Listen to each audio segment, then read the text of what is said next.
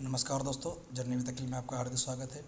TGT PGT maths की video lecture series में आज हम लोग क्लास 11th की मैथ कर रहे हैं। इसमें हम लोग चैप्टर नंबर 1 से स्टार्ट करेंगे और ये पूरी थ्योरी की क्लास होगी, जिसमें हम पूरे चैप्टर की थ्योरी को कंप्लीट करेंगे और आने वाले वीडियोज़ में हम उसके क्वेश्चंस को सॉल्व करेंगे। तो चलिए जर्नी स्टार्ट करते हैं।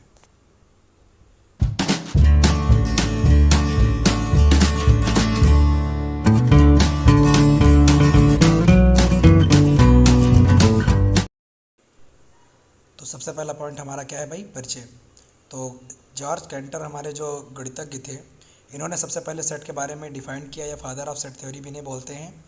तो इन्होंने सेट के बारे में क्या कहा कि हमारे अंतर्ज्ञान या विचार द्वारा प्राप्त समस्त निश्चित और सुस्पष्ट वस्तुओं का संग्रह ही हमारा क्या है, सेट है, समुच्चय है। मतलब अगर हम कोई चीज़ कलेक्ट कर रहे हैं लेकिन हम उसको डिफाइन कर पा रहे हैं, अर्थात उसको हम बता पा रहे हैं एक निश्चित तरीके से और एकदम सुस्पष्ट, तो वो हमारा सेट होगा, समुच्चय होगा। किसी चीज़ का अगर आप कलेक्शन कर रहे हो, चीज़ों का संग्रह कर रहे हो और आप उनको एक तर्क के साथ बता पा रहे हो, तब वो आपका क्या होगा, समुच्चय होगा। ठीक है, चलिए आगे देखते हैं। तो पॉइंट नंबर 2 है हमारा समुच्चय की संकल्पना, कॉन्सेप्ट ऑफ अ सेट। भिन्न भिन्न वस्तुओं का सुपरिभाषित संग्रह समुच्चय कहलाता है। सुपरिभाषित से यहाँ क्या मतलब है, तो सुपरिभाषित से हमारा तात्पर्य एक नियम से है, जिस नियम से आप निश्चित कर सको कि वह वस्तु उस संग्रह में रहेगी या नहीं रहेगी। बस इतना मतलब है सुपरिभाषित से, वेल डिफाइंड कलेक्शन से। तो सेट का सीधा सा डेफिनेशन क्या बना कि आप एक वस्तुओं का संग्रह कर रहे हो, और कौन सी वस्तुएं, जो सुपरिभाषित हैं। सुपरिभाषित से यहाँ क्या मतलब है, एक नियम है जिसके तहत आप ये तय कर सकते हो कि यह वस्तु इस संग्रह में रहेगी कि नहीं रहेगी। बस इतनी सी बात है। ये हमारी डेफिनेशन थी कॉन्सेप्ट ऑफ अ सेट की। चलिए आगे देखते हैं। अब सेट की डेफिनेशन हो गई, तो ये कुछ एग्जाम्पल हैं, ये डिफाइन करते हैं सेट को, समुच्चय को। अंग्रेजी वर्णमाला के स्वरों का संग्रह एक समुच्चय है। भारतवर्ष की नदियों का संग्रह एक समुच्चय है। भारतवर्ष के सभी राज्यों का संग्रह एक समुच्चय है। आकाश के सितारों का संग्रह एक समुच्चय है। इन सभी में आप क्या कर रहे हो, सुपरिभाषित वस्तुओं का संग्रह कर रहे हो। सुपरिभाषित से हमने क्या मतलब बताया था, एक ऐसा नियम जिससे आप तय कर सको कि आप उन वस्तुओं को संग्रह में रखोगे कि नहीं रखोगे। ठीक है, तो इसके बाद हमें नोट्स में कुछ मान्य समुच्चय दिए गए हैं गणित के, जिनका हमें सिंबल पता होना चाहिए, क्योंकि सवालों में हमें ये मिलने वाले हैं।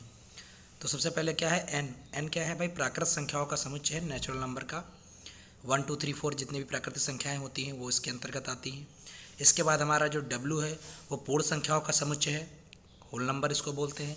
इसके बाद हमारा जेड है, जो हमारा पूर्णांक संख्याओं का समुच्चय है, इसको हम लोग इंटीजर कहते हैं।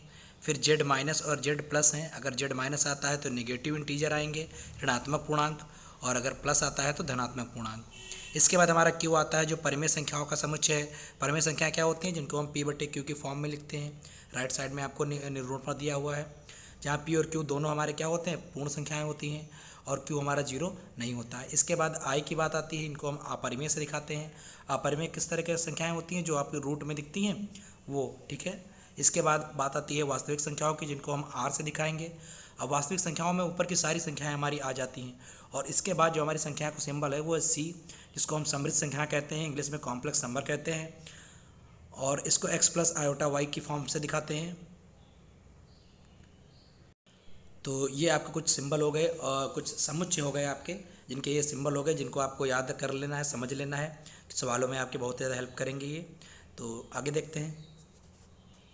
तो अगला पॉइंट है हमारा समुच्चय का निरूपण, रिप्रेजेंटेशन ऑफ अ सेट। ठीक है, सेट को निरूपण कैसे करते हैं, दिखाते कैसे हैं।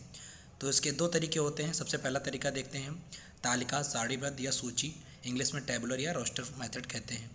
इस विधि में हम समुच्चय को निरूपित करने के लिए उनके अवयवों को, अवयव मतलब एलिमेंट उनके जो हैं, मंझले ब्रैकेट, ठीक है, के अंदर कॉमा लगाकर लिखते हैं। मतलब जितने भी सेट के अंदर जो आपके एलिमेंट होंगे, मतलब समुच्चय के अंदर जो अवयव होंगे, उनको लिखते समय आप कॉमा लगाओगे, और सारे लिखने के बाद आप उनको एक करली ब्रैकेट या मंझले कोष्ठक में रख दोगे। ठीक है, ये पहला मेथड है। मतलब आपको एक एक सेट को पता है, सेट का एक एक एलिमेंट पता है, और आप उसको उठा कर रख रहे हो एक के साथ एक, और कॉमा लगा के लिख रहे हो। तो अगर आप इस तरह रिप्रेजेंट करोगे तो ये आपका पहला मेथड है, इसको टेबुलर फॉर्म कहते हैं, तालिका या सूची विधि कहते हैं। अब आते हैं नंबर 2 पर। तो पॉइंट नंबर 2 है हमारा गुण विधि या समुच्चय निर्माण विधि, प्रॉपर्टी मेथड कहते हैं या सेट बिल्डर मेथड कहते हैं। इस विधि में हम क्या करते हैं कि जो भी हमारे सेट के एलिमेंट हैं या अवयव हैं, उनको हम एक एक करके नहीं लिखते उनके, बल्कि सामान्य एक गुण को लिख देते हैं, जिस गुण के अंतर्गत आपको पता चल जाता है कि हाँ भाई इस समुच्चय में ऐसे अवयव आएंगे। ठीक है, समुच्चय की इस विधि को प्रकट करने के लिए हम समुच्चय के अवयव के सामान्य गुण का उल्लेख करते हैं, जिसके आधार पर हम इसके अवयव सुनिश्चित रूप से मिल जाएं। इस विधि में हम करते क्या है, एक चर राशि लेते हैं, वो एक चर राशि सभी अवयव, जितने भी अवयव हैं उस समुच्चय के, सभी को दर्शाती है। ठीक है, और इसको अलग करते समय हम लोग क्या करते हैं, जबकि यानी सच दैट का चिन्ह लगाते हैं। जैसे पहला देखिए, ए बराबर लिखा है एक्स सच दैट एक्स अंग्रेजी वर्णमाला का स्वर है। ठीक है, तो यहाँ पर एक्स हमने एक चर राशि ली और इसमें सारे अंग्रेजी वर्णमाला के स्वर कितने, ए आई ओ यू, सारे के सारे इस एक चर राशि से हमने दिखा दिए और हमने उसके एक गुण को लिखा। ठीक है, हमने एक एक एलिमेंट को नहीं लिखा, एक प्रॉपर्टी उसकी लिखी, तो इसी को बोलते हैं हम लोग प्रॉपर्टी मेथड या सेट बिल्डर मेथड। तो इस तरह हम लोग दो तरीके से सेट को दिखाते